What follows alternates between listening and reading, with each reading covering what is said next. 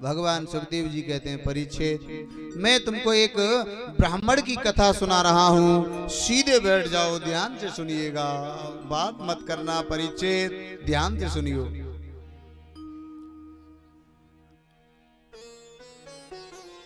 कृष्णयासीत सखा कश्चिद ब्राह्मणो ब्रह्मवेत्तमः।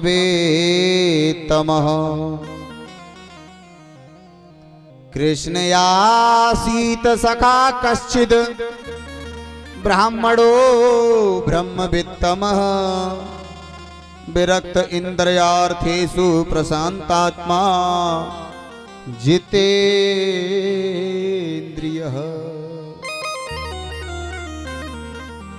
विरक्त इंद्रियार्थेषु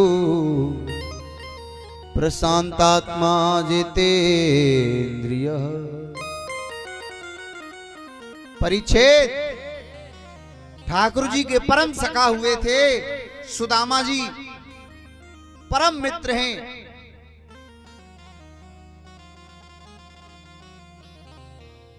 लेकिन एक गड़बड़ी है परीक्षित कि सुदामा बहुत गरीब हैं और उनका मित्र द्वारकाधीश है।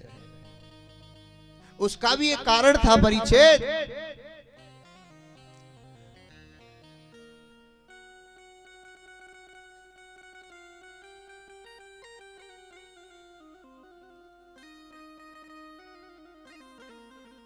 लोग कहते हैं कि सुदामा ने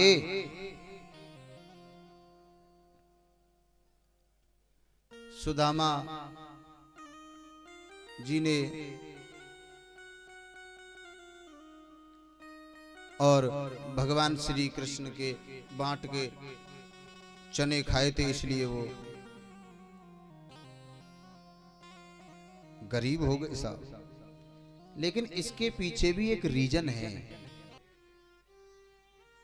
एक मित्र गरीब है और एक मित्र द्वारकाधीश। कारण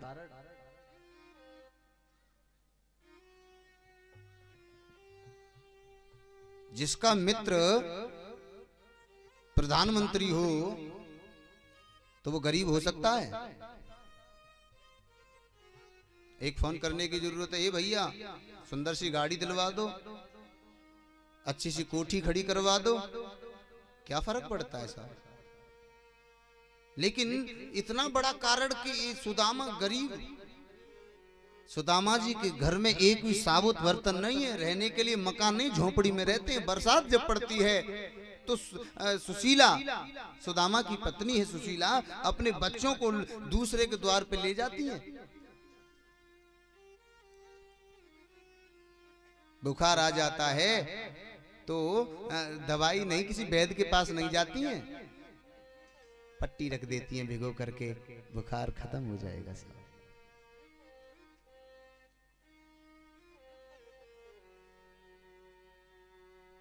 लेकिन सुदामा इतने गरीब, लेकिन मित्र द्वारकाधीश है तो फिर भी इतनी गरीबी।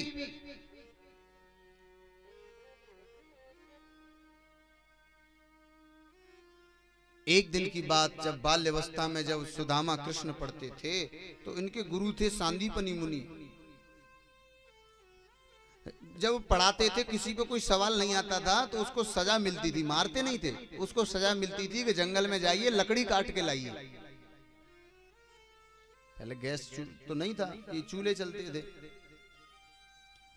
गुरुकुल में जितने भी बच्चे पढ़ते थे सबके लिए भोजन बनाना है तो लकड़ी काट के लाइए। सुदामा जी खड़े हुए, नहीं आया तो भेज दिए, जाइए लकड़ी काट के लाइए जंगल से।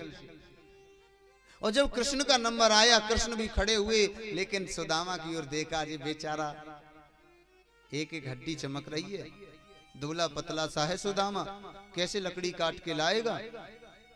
जानबूझ करके कन्हैया ने प्रश्न का उत्तर नहीं दिया तो गुरुजी बोले, जाइए तुम भी सुदामा के साथ लकड़ी काट के लाइए। जब दोनों चलने लगे तो गुरु माता का बड़ा स्नेह था, इन दोनों पे प्रेम था, दोनों बच्चों पे। तो माता जी ने 2 चने की पोटली तैयार की। सुबह सुबह भोजन तो बना नहीं है, लेकिन चने दोनों खा लेंगे।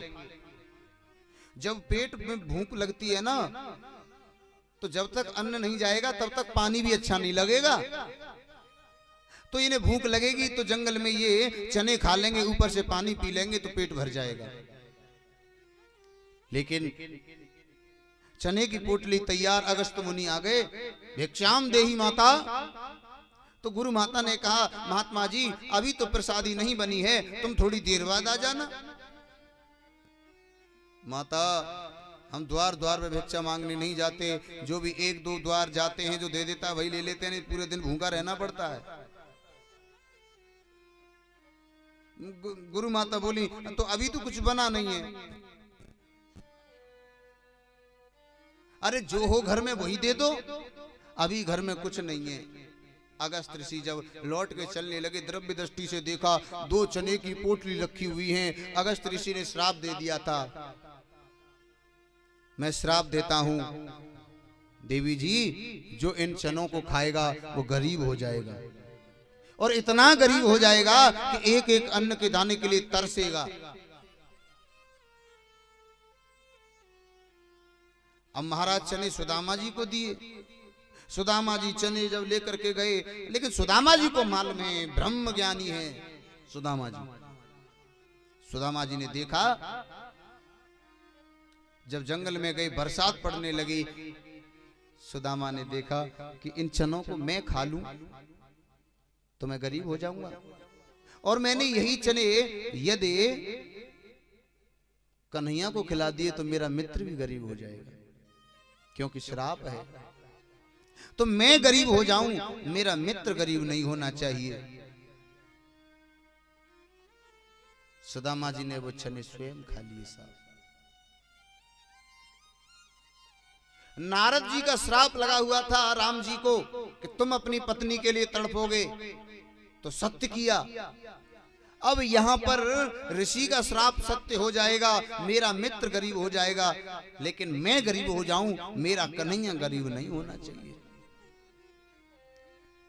स्वयं चने खा लिए, घर पर गए, गुरु माता ने कहा, कन्हैया चने खाए आपने? माता जी मुझे तो सुदामा जी ने दिए नहीं। सुदामा को बोला, सुदामा तुमने कृष्ण को नहीं दिए खाने के लिए चने? कन्हैया बोले, सुदामा जी तुमने मुझे खाने के लिए चने नहीं दिए। सुदामा जी बोले, कन्हैया गलती हो गई, मैंने अकेले अकेले खा लिए, भैया माफ करना। कन्हैया बोले, सुदामा जब मुझ पे कुछ मिलेगा ना, मुझे कुछ मिलेगा, चाहे धन मिले, चाहे खाने की वस्तु मिले, चाहे पहनने की वस्तु मिले, मैं तुम्हें भी कुछ दूंगा नहीं, ध्यान रखना। अब सुदामा जी हठीला ब्राह्मण, हट करने वाला, गंगा जल हाथ पे लेकर के संकल्प करता है, कन्हैया ये ब्राह्मण संकल्प ले रहा है द्वार पे भूखा मर जाएगा, पर तेरे यहाँ कभी मांगने के लिए नहीं आएगा, ध्यान रखना, कभी मांगने नहीं आऊंगा। सुदामा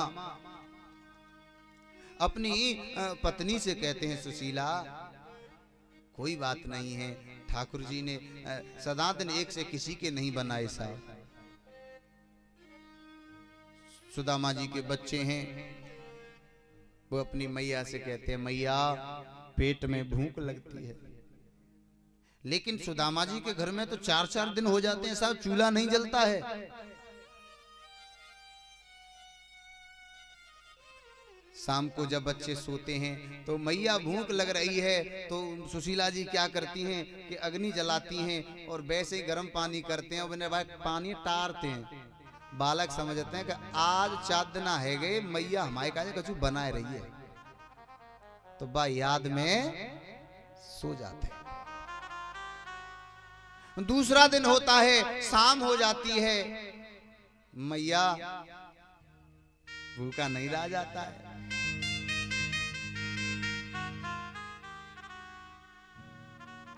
शाम को पेट पे और कपड़ा भिगो करके रख देती हैं सुशीला कि पेट भारी हो जाएगा। जिसने ये दिन देखे होंगे साहब, उसे मालूम होगा कि गरीबी क्या चीज होती है। जिसने गरीबी को करीबी से देखा होगा, नजदीकी से देखा होगा, उसे मालूम है साहब कि गरीबी क्या होती है।